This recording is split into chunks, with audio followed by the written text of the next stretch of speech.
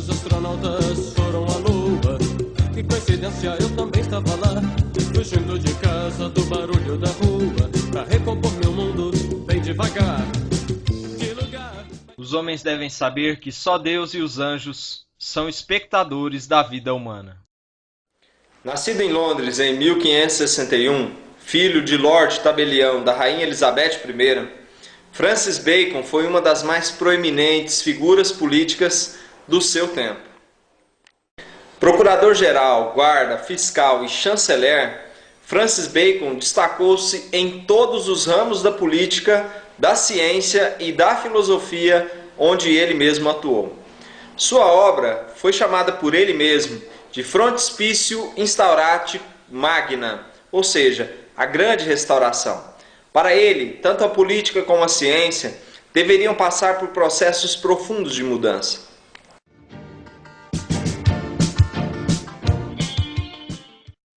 A Instauratio Magna, proposta por Bacon, é, na verdade, uma grande reforma daquilo que era o objetivo da sua crítica, ou seja, a escolástica.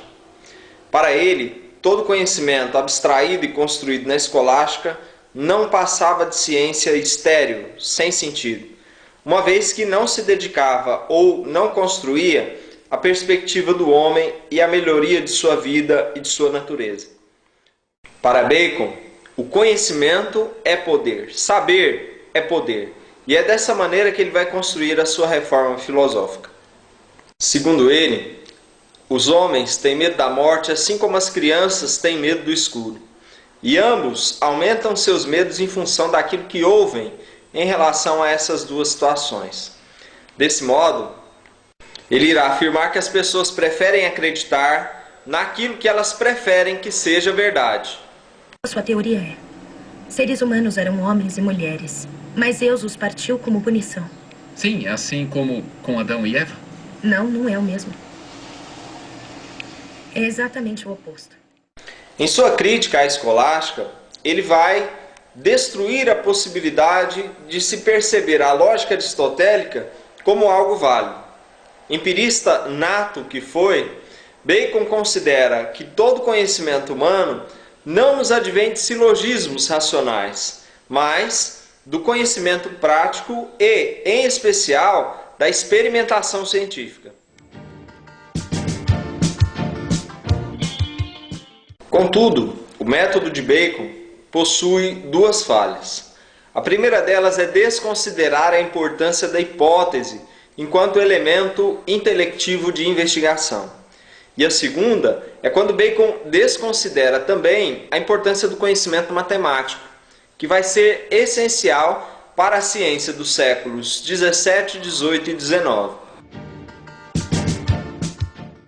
Por ser empirista, a construção do método de Bacon é essencialmente indutiva, mas existe nela uma particularidade que é a questão das eliminações.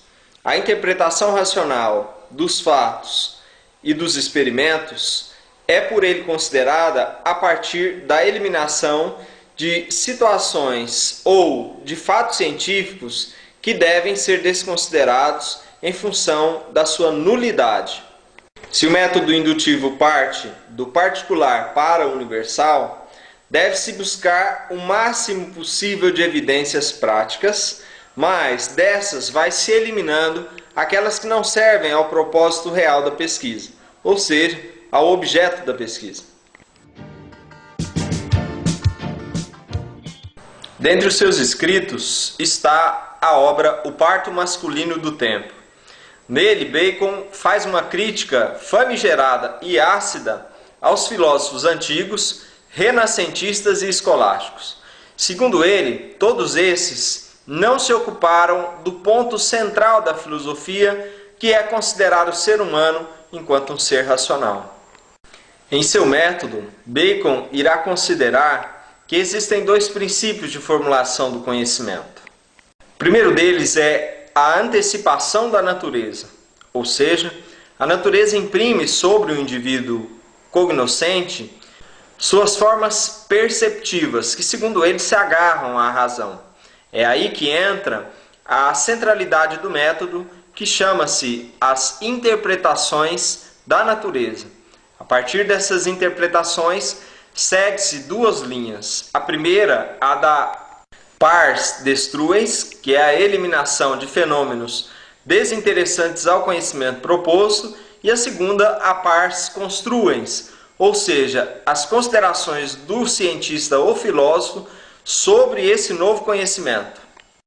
O objetivo da pars destruens é eliminar então os ídolas, doutrina que Bacon formula para justificar aquilo que tem que ser eliminado do conhecimento para que esse seja então verdadeiro no processo indutivo.